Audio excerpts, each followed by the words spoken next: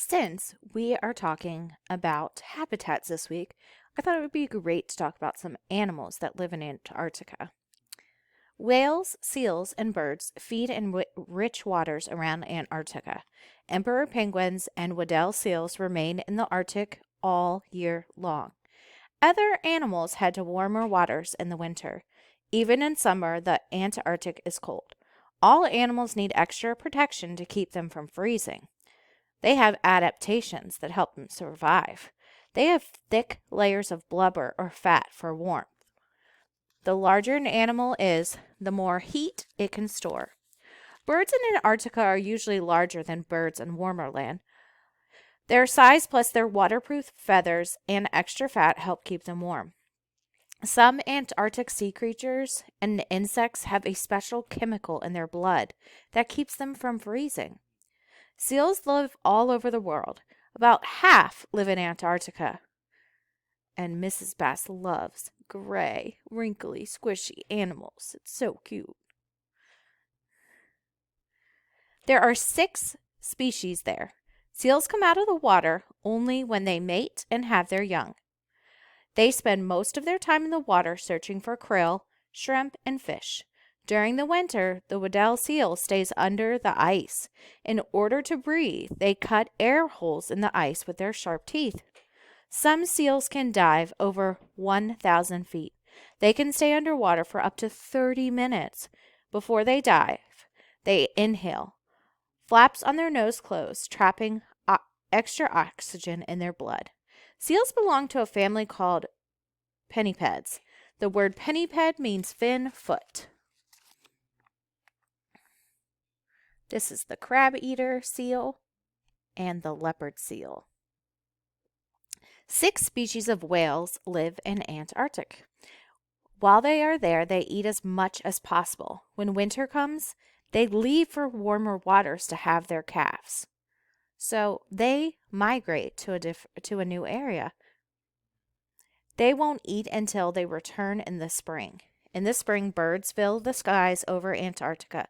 Millions of seabirds return to the rich waters. During the summers, they mate and have chicks. As winter closes in, they leave Antarctica. Some fly all the way to the Arctic, the opposite end of the Earth. So that's 2 examples of migration. Blue whales are the biggest animals ever. Bigger than any known dinosaur, Alex and Michael. They have the loudest voices as well. The noise of a blue whale makes a jet plane seem quiet. And you won't believe a blue whale's tongue, it weighs as much as an elephant. When blue whales breathe out through their blowholes, they send showers of water 50 feet into the air. Even though they are huge, these animals are often called gentle giants. They are not dangerous. Their main food is krill. Blue whales live in small groups called pods. Some live to be over 100 years old. So we'll read some more tomorrow about other animals and the Antarctic. Chapter 8, A Good Story.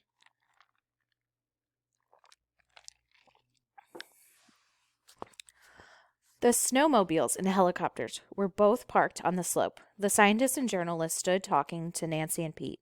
"Oh no," Annie said, grabbing Jack. "What about Penny? We're not supposed to have a penguin. They'll take her away." Jack put his arms protectively over his parka. "I'll hide her," he said. "We've got to get her to Merlin." Jack heard a shout. He turned around. Nancy had caught sight of them. She was waving her arms and running towards them. "Hey, you two," Nancy called as she dashed across the snow and threw her arms around Jack and Annie. Jack held his breath, hoping Penny wouldn't be squashed. "Peep!" Jack pulled away from Nancy and pretended to cough, his coughing ending in a short sort of peep. "Peep!" "The chopper just got here," said Nancy. "Pete told me he was delayed by a snow squall. I freaked out. Where have you been? Are you okay?" "Don't worry, we're fine," said Annie. "Perfect," said Jack. "We don't feel a bit sick or anything. We were just getting some fresh air. We're ready to go now." Jack started walking towards the chopper. Annie grabbed Nancy's arm and walked with her. "Did you have fun on the mountain?" Annie asked, trying to keep Nancy's attention off Jack. "What happened? What did you see?" "We saw lots of things, but I was worried about you guys the whole time, said Nancy. Your parents must be frantic back at the station. They had their own expedition today, said Annie. They study penguins. Peep! What was that? Asked Nancy. Jack did his weird cough again. Peep! Are you sure you're okay, Jack? Nancy called after. I'm perfect. As the three of them approached the others, they were greeted with cheers. Nancy must have told everyone that they were just little kids, Jack thought. So glad you're safe, young man, said Allie, the biologist. He slapped Jack on the back. Penny peeped, and Jack coughed. Sorry you couldn't make it to the top, said Kim, the photographer. That's okay, said Annie. We still got a good story. Did you now? Said Lucy, the space scientist. Yes, a really good story. Excellent. You mustn't tell a soul, said Tony, the journalist, or one of us will steal it. Tony laughed, and the others laughed with him. Oh, we'll keep it a secret, Annie smiled. Pete opened the door of the chopper. Brave little kids. First, said Nancy. Oh, brother, thought Jack. Nancy ushered Jack and Annie towards the helicopter. They scrambled up the steps, climbed aboard, and sat down. As the others climbed in and got settled, Jack loosened his seatbelt so he could buckle up without crushing Penny. Peep! Jack coughed, but to his relief, Pete started the engine. The rotor blades began to spin. Headphones, yelled Nancy. Everyone pulled on their headphones. Nancy gave Jack and Annie a big smile and a thumbs-up sign as the helicopter lifted off the mountain slope. I love late spring evenings in Antarctica, Nancy said. Jack looked out the window. The evening sky was lavender with streaks of pink. This light always reminds me that we're in a different world from back home, said Nancy. Jack and Annie smiled at each other. If they only knew how different worlds there really were. The chopper swept through the soft light of the cold sky, up the slope of the burning mountain, past the red-orange lake of boiling lava, over white fields of ice and snow until it finally landed at the heliport, where the red bus was waiting. The chopper blades stopped spinning. Pete gave the signal. Then Jack and Annie followed Nancy and the others out of the helicopter. Jack held Penny in place under his parka as he boarded the red bus. He sat with Annie near the back. Nancy took the driver's seat and started the engine. As the bus rolled along, Jack peeked inside the parka. Penny looked up at him. She blinked a few times, as if she was a little worried. Jack patted her gently until her eyes closed and she fell asleep. Jack kept patting the front of his parka to comfort Penny. He looked out the window and patted the baby penguin the whole ride.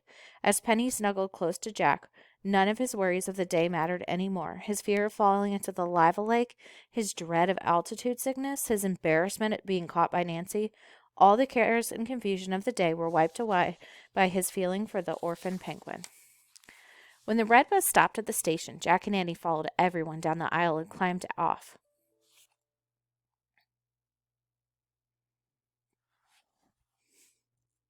Oh, no, you don't, said Nancy. She grabbed them both by the sleeves of their parka. I'm not letting the two of you out of my sight again, not until I hand-deliver you to your parents. But our parents are still on their penguin expedition, said Annie. Then I'll take you to where you're staying, said Nancy. Come on, clutching their parkas. She started walking them towards the building. You must be staying at the wildfire quarters. Right? Yes, said Jack. Nancy led Jack and Annie to a building at the edge of the compound. Well, here you are, home, safe and sound. Thanks, said Annie. Bye, said Jack. He was desperate to get away with Penny. Wait, said Nancy. Oh, what now, thought Jack. I'm worried about you guys, said Nancy. Are your parents really here to study penguins?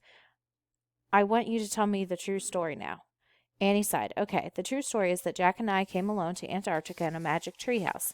Annie, Jack said. But Annie kept talking. It belongs to Morgan Le Fay of Camelot.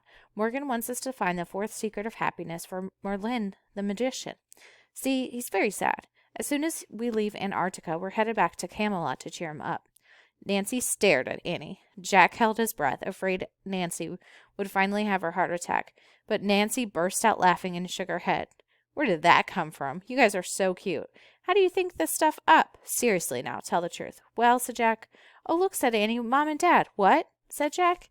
There they are, and she pointed to a couple bundled in parkas, goggles, and ski masks. They were walking towards the building. Oh, right, said Jack. Mom, Dad!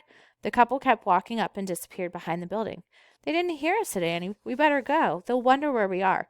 Bye, Nancy. Thanks for everything. Nancy, you coming with us for coffee? Tony yelled, standing by the bus. You should go, Nancy, said Annie. We'll be fine. Okay, said Nancy, sighing. Bye, guys. Run and catch up with your folks. Peep. Jack coughed his funny cough. And take care of that cough of yours, Jack, said Nancy. Don't worry, I will, said Jack. Then Jack and Annie took off. They ran behind the building.